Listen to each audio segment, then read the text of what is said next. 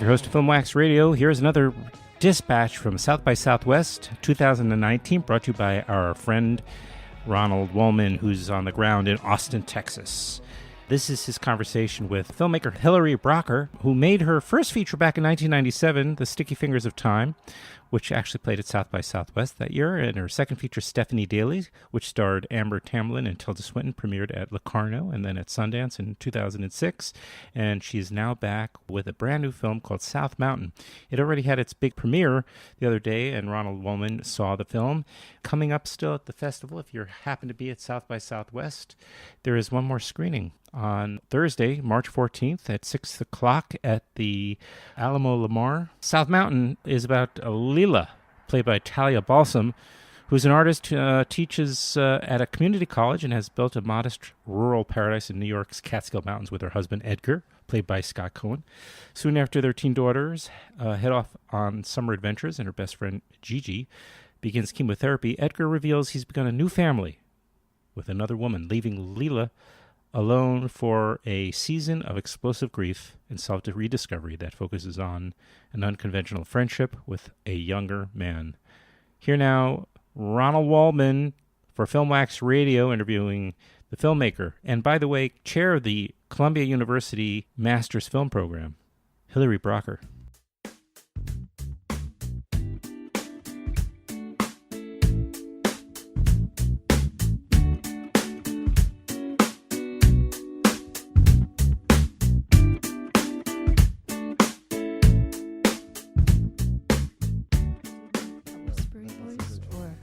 Or a more full-body teaching You've actually voice. got a very nice voice. Should I do the whispery one? Audiobooks. The bedtime story? Yeah, I have one.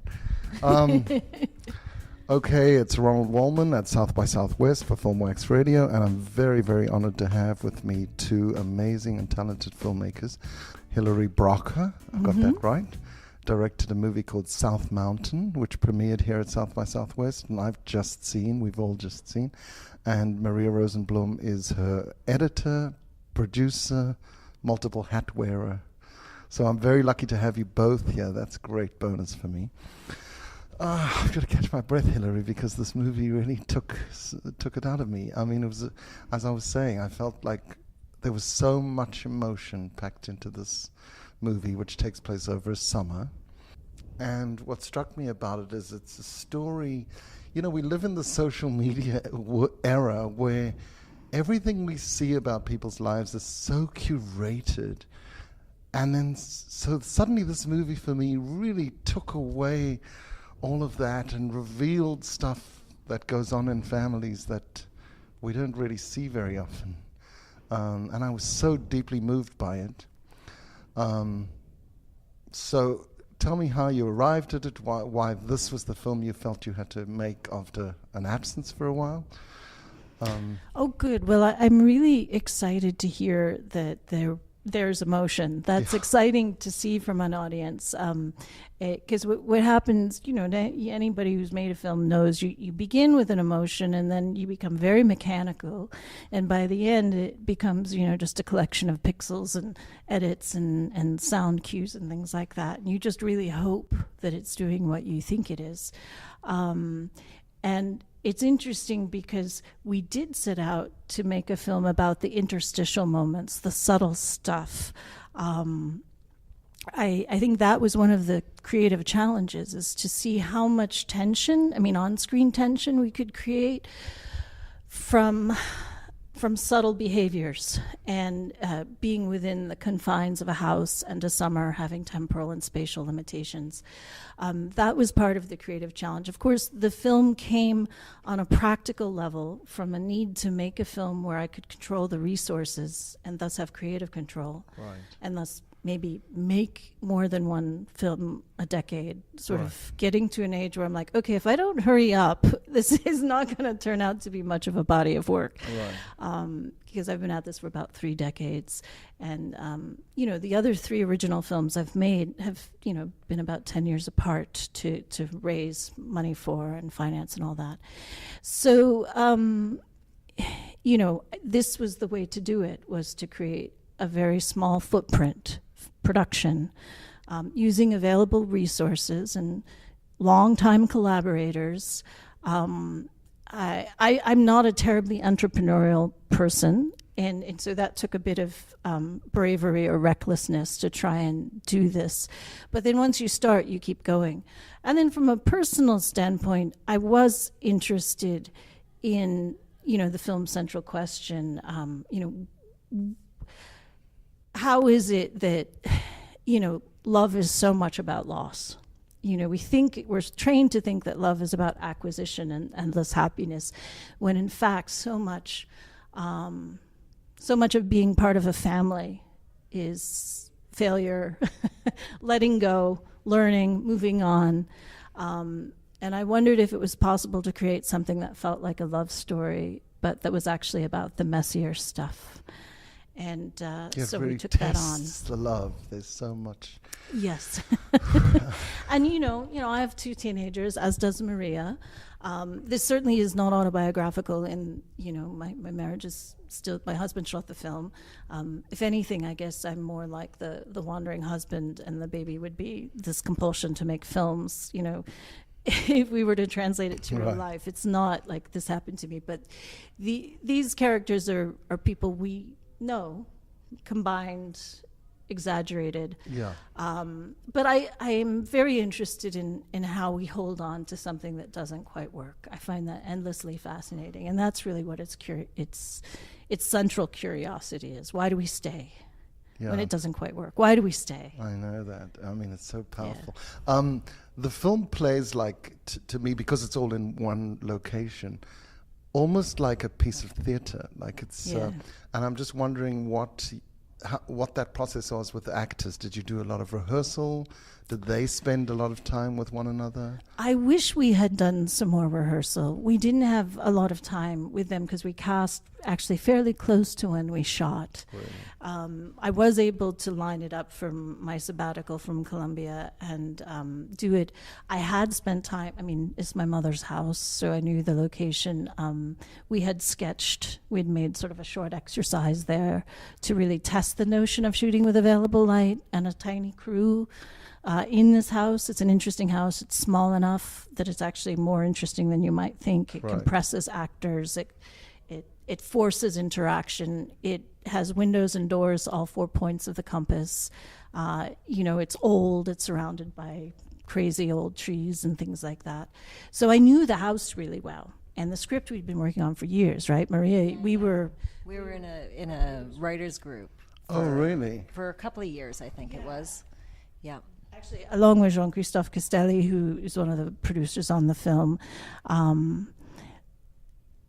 because you're never too old to be in a writer's group. And so, the script went through lots of incarnations for years and years and years. And then actually what happened is all the commercial parts got stripped away, all the genre got stripped out. There was originally a murder mystery, gone. There was a fire, gone. There's all these, the tragedy, gone. Until it was just this very simple movie about these 3 months. And Talia has mentioned that she felt she was attracted to it, Talia Balsam, who plays Lila, because it was laid out like a 3-act play. I was interested in this notion of trying to get the most out of a short shooting schedule and a location. And I thought, okay, I can do a summer. I can pull off a whole summer. I couldn't shoot for a year, but I could I could really study 3 months of change. And a lot can happen in a summer. Remember when you're like 12 everything changed? A lot can happen. How many shooting days did you have up there? We were 13 upstate, 2 in studio. And my husband and I did some, we did some second units. Just we'd go shoot. Or I'd just take a camera and shoot in the backyard. It was like, Yes. And Maria, you've been involved in the movie like since the script, since I have, but I didn't know that I was going to be so involved with the making of the movie when it came time to make it. I mean, you know, I was like, oh, sure, I'll help AC. I'll help you, Ethan. No problem. I'll come on set. No problem. So I was, you know, happily surprised as I kept moving my way deeper into the film. But that must have helped you edit so much because of being so informed I think so. And there were parts of the script that were actually cut out of the final film that actually were shot. But you know, you get to the point, and she was like, why didn't you tell me that we shouldn't have that in the film when we were writing the script? You know, when she was writing the script, I was like, oh, I'm sorry. I couldn't see that far ahead. But, you know, it was great that we had that history with the script to get to the editing, to get to the final product. Yeah.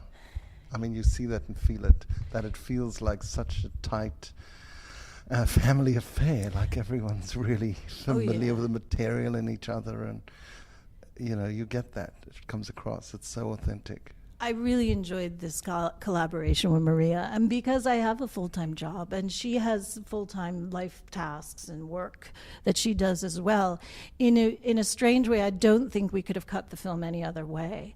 So we cut it. We had a while to cut it because no one's paying us. So, you know, we some weeks we'd like cut for a couple hours. Some weeks we'd cut intensely, and then we wouldn't cut for 2 weeks. But there was just a lot of trust, and I think we just, you know, Maria's a filmmaker, I'm a filmmaker, and neither of us are, well, we're both very proud, but not proud at all. And so it was really fun to have that kind of collaboration in the edit room, and also to have Maria involved the whole way through. And similarly, also, you know, Susan Stover, who I've known know, for decades. There's this kind of interesting fluidity, and like the kids would wander into the edit room because, you know, it's basically our house, a closet in the house, and they, you know, when a scene wouldn't work, the teenagers would come in, and teenagers are super wonderful at being critics of human behavior, so they could instantly crack why a scene wasn't working, maybe a little caustically, but so it was nice, this blur of art and life, and that was the experiment. Can we live our life? And I guess that's something I didn't say at the Q&A, but in my other films I've had to sort of walk away from life to make a film. That's what you do. It's a great sacrifice. So to be able to bring art and life together, certainly hard, exhausting, but really, really a privilege. Yeah, and quite fitting for this kind of film, that it feels like it's such an intimate family story. No, it's true. It wouldn't work on a different kind of film. Like if it's a film with a lot of stunts and a big crew, you know, it would just... Let me ask you something, because you mentioned teenage sensibility and them being so able to call out bullshit. And how did the teenagers respond to the young man's affection for your protagonist? I mean, she's what, somewhere in her 50s? Yeah, actually, my teenagers have never commented on it. Because it's a very interesting relationship. I think they find it icky, so they just, but they'd find any parental intimacy sort of icky. But they also accept it. You had some millennial students watch. Yeah. They had the millennial, but... They really were like, oh, he's really cute. Yeah, it was a brave choice to have that happen in that summer too, with a young man and an older woman. Yeah, where did that... he's a character who kind of got younger, and I didn't necessarily mean for that to happen, but there's this way that films sort of tell you what they have to be, and even if you're a little embarrassed by it, you just go with it. No, the teenagers they've kind of kept a respectful. I remember them giving us notes on that tick scene, kissing, and they were pointed notes, but they never said no, she can't be with him. They kind of accepted. I think they know that people lust across all kinds of... Right, of course. And he was just lustable. And it's just it's a situation. I think we felt the situation was tangible, but the film isn't actually about that. It's more just about these different forms of exploration, you know. I also love the dark comedy elements. I think that scene with the cake is just fantastic. Oh, just good. Tremendous. Yes. And I love that you've got scenes like that in there that you don't know what to do with, and it's so unusual that really it adds that dark comedy element that's fantastic. Well, what I love about that scene is her reaction to, like, she's so subtle as an actor, and yet she says so much, and you can really see it in that scene, I think, in particular. And she's just so easy to work with as an editor. I found her. I thought she so was easy. quite extraordinary in this film. I thought that performance was incredible. It was so measured, and it was so intelligent, and just everything. I mean, it's interesting. We'd go into the edit room, and anything we needed from her, we could find. Amazing. And she's the quietest person on set. You know, like if you were to walk on set and look for the movie star, you'd never kind of... Let's just mention her name for the listeners. TALIA BALSAM. Amazing. And she is so pointed on camera and so rich. It's almost like you have to... I mean, I knew what she was doing was great on set, but when I got in the edit room, it's almost like when you develop a photograph, you know, the trope of you put the paper in the bath and then a picture emerges and you're like, wow, there's this picture here. That's how TALIA is in the edit room. You're like, wow. I mean, I know you... She did that? You're in New York, so you got like great talent all around you. Was the casting pretty simple for you, or did you have people in mind, or did that we take had a time? wonderful casting director named Paul Schnee who helped us out. You know, it wasn't easy in terms of this isn't a film people are going to do for lots and get paid lots. Right. And actors are working now. You know, there is work now. When I made Stephanie Daley, frankly, there was less work, but there's a lot more television work happening these days. And so Paul helped with a lot of the roles, and some of the people we kind of knew. You know, it's interesting, like ANDRUS really comes from theater, and she came to theater, you know, later than most actresses come, and she's sort of self-invented. Nyan and Macaulay are young and up and coming, as is Michael. Scott has known TALIA for years, also came through Paul Schnee. Oh, wow. What? And Midori is also rising, and she came through Paul Schnee. She has another film at South by here called Good Boys. And, you know, the two little ones are mine because me and Ethan were both working on the film, and you know, they needed to be involved. It was also, since it was their grandma's house, and it was really great to see them see what a film set is and to see them get to be part of something. And again, it wouldn't work on a larger film, but we were happy to have them be part of it. And what did the actors bring to it? Did you find things they were doing or that you were like, everything. Oh my God? Everything. Yeah, no, the actors do all the work. Like, I mean, that's what I do right as a director, maybe, is let the actors make me look good. And let Maria make me look good too. And you both, no, they do everything, and I help curate. And I wish I had more time to rehearse because I could have elevated the script. I think it could have, you know, I've always felt that as a writer-director. I'm really grateful when the actors come on, because the writing starts to make more sense. It's horrible being alone with your own words. They literally fill it in and flesh it out. Yeah, they fill it out. They ask questions. They, you know, it starts to be real. You know, and that's what you're trying to do as a writer: write something true, and then you get a good actor. They make it true, or if it's not, you know how to change it. So I wish I had more time to workshop the script, not necessarily the performance, but the script around them. But we do a lot of that in the edit room. And, well, you know, the first couple takes are what the actors have prepared, and we've most often used them. Maybe there's a take where, you know, it's something I asked for, and then there's another take where it's an idea that you see in the air and you try it, you know, to create some possibilities, some extra fabric for the edit room. Right. What we haven't mentioned, which you've just, your day job. Oh, yeah, I have a day job. So tell us a little bit about the day job. And I'm a teacher at Columbia in the MFA film program, and I started chairing the division just last year, sort of after we shot, which seemed like a good idea at the time, but it's been very, very busy. But yeah, I mean, as a filmmaker, I'll just be point blank. I don't make a living at this. Maybe I will, maybe I won't, but I love my day job. I love teaching. Right. I love being part of emergent filmmakers in that way. And, this model of filmmaking, works very well with that life. And your last film was how many years back?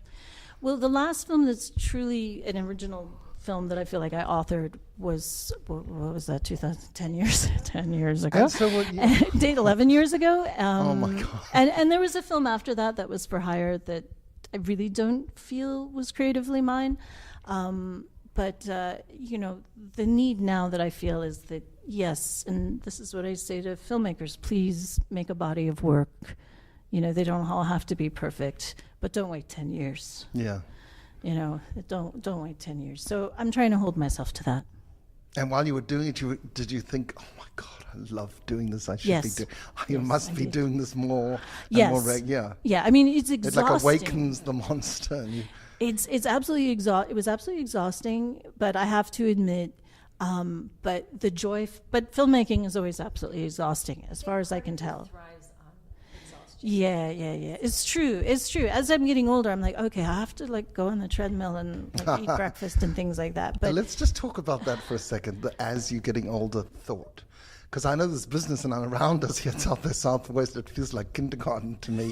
I mean, I interviewed a director yesterday. I thought he was walking towards me. I thought he was 12.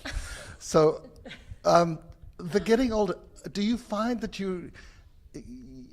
creatively, do you feel like, oh my God, you're having like this amazing wave of creativity where you think, you're right there and you can bring it and I mean, there's no intimidation or doubt or self-doubt or... Yeah, I feel like I've turned a corner, and I think a lot of that is that a lot of the illusions have burnt off, and bizarrely, I feel more creative than I have. It's almost like I'm cycling back to the beginning when I didn't know any better. That's great to hear. And I had to learn things that weren't true, follow my face, and then shed them. I wish I was a faster learner, but I'm not. I'm a long haul person. So now I feel like I'm at a nice point of recklessness, and that's amazing. And I don't really. I mean, I care. I care deeply, but I'm not as fiercely attached to outcome or ego. Like I said, I've had my share of failure and humiliation, and it's a great teacher, and the lesson is gratitude. If you see something that works, fight for it and be grateful for it and put it forward.